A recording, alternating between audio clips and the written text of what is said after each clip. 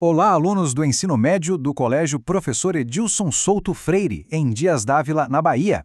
Bem-vindos a essa apresentação sobre o capítulo 12. O professor Samuel preparou esse material com muito carinho para a gente revisar esses conceitos de física. Então, vamos direto ao ponto?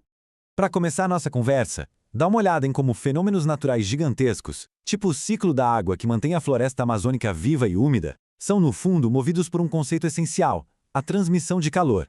Tudo, literalmente tudo, desde a evaporação das águas dos rios até aquelas chuvas pesadas que irrigam a floresta, depende dessa energia em movimento. E para entender como essa máquina absurda da natureza funciona, a gente vai viajar agora do nível macroambiental até as leis microscópicas da termodinâmica. O nosso roteiro de hoje é o seguinte: 1. O que é o calor? 2. Irradiação. 3. Convecção. 4. Condução. 5. Mudanças de estado físico. E, para fechar com chave de ouro, 6. A primeira lei da termodinâmica. Tópico 1. O que é o calor? Bom, antes de mais nada, a gente precisa acabar com um mito clássico do nosso dia a dia. Sabe quando bate aquele sol de meio-dia e alguém solta um "Nossa, eu tô com muito calor"? Pois é, na física, isso está conceitualmente errado. Um corpo não possui calor. Ninguém guarda calor na bolsa.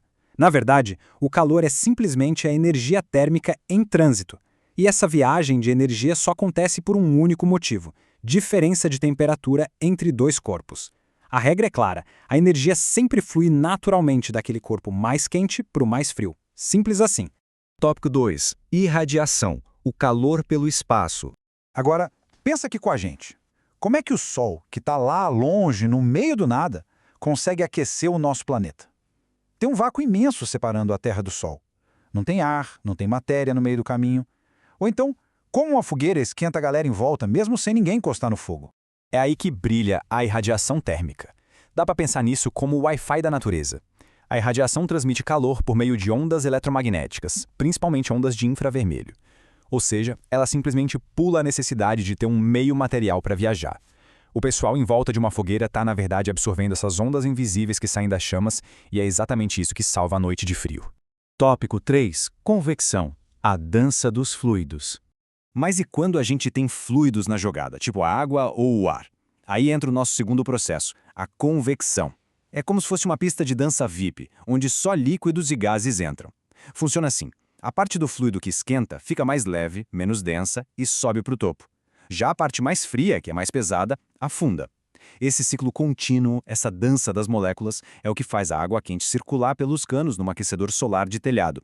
E é também o que cria a brisa na praia. Durante o dia, o ar quente da areia sobe, e o ar fresquinho que está lá no mar corre para ocupar aquele espaço. Tópico 4. Condução a energia corpo a corpo.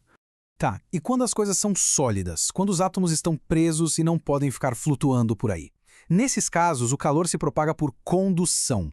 Imagina a grade na frente de um show de rock lotado. O calor da chama do fogão começa a agitar loucamente as moléculas lá no fundo da panela. Elas não saem do lugar, mas começam a esbarrar violentamente nas vizinhas. E aí a energia térmica vai passando no verdadeiro corpo a corpo, molécula por molécula, até aquecer a panela inteira.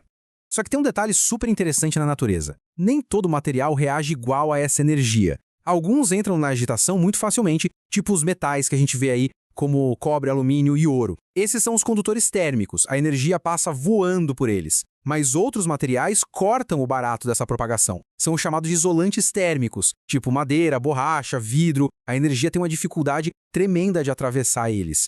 E olha só que ironia da física. O gelo é um excelente isolante térmico. É por isso que aqueles iglus lá no Ártico funcionam tão bem. As paredes grossas de gelo simplesmente bloqueiam a condução do calor para fora. Então, a galera dentro do iglu consegue manter o ambiente com uma temperatura ali suportável, enquanto do lado de fora a tempestade castiga com 45 graus negativos. Loucura, né? Tópico 5. Mudanças de estado físico.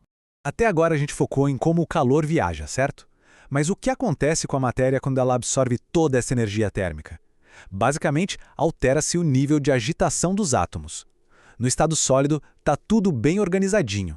Aí você adiciona calor, a agitação rompe as ligações intermoleculares e a matéria derrete passando para o estado líquido, onde as moléculas correm mais soltas. Se você continuar injetando calor, a agitação fica tão extrema que a substância vira gás, preenchendo todo o ambiente. E para calcular isso, a gente precisa anotar duas fórmulas cruciais. Tem o calor sensível, que é aquela energia que só vai mudar a temperatura de um corpo, deixando ele mais quente ou mais frio, mas o grande truque aqui é o calor latente, que é meio que uma energia oculta. O calor latente é consumido totalmente para mudar o estado físico do material, e ele faz isso sem alterar a temperatura de jeito nenhum. É por isso que quando a água está fervendo na panela, a temperatura trava em 100 graus Celsius até que a última gota vire vapor d'água. A energia está focada 100% na transformação. Tópico 6. Primeira lei da termodinâmica. E para amarrar todos esses conceitos, a gente precisa falar da regra suprema que governa o nosso universo, a primeira lei da termodinâmica. Essa equação bem elegante que vocês estão vendo é a prova matemática de que a energia nunca se perde, ela apenas se converte. A variação da energia interna de um sistema é sempre exatamente igual à diferença entre o calor trocado com o ambiente e o trabalho que esse sistema realiza. É um jogo de contabilidade energética impecável.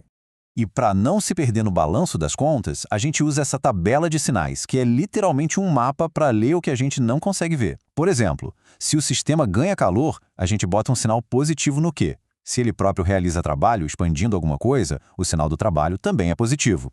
E se lá no final da conta a variação da energia interna, o nosso ΔU, for positiva, bingo!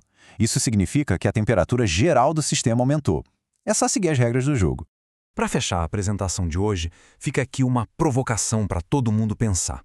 Se a energia é essa constante conversão entre calor e trabalho, como é que o próprio corpo humano funciona como a máquina termodinâmica definitiva?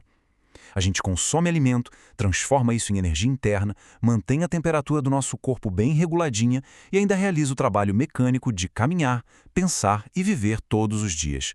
As mesmíssimas regras dos livros de física que a gente acabou de ver comandam a biologia e a nossa própria vida. Demais, não é? Um grande abraço a todos os alunos de Dias d'Ávila, bons estudos e até a próxima.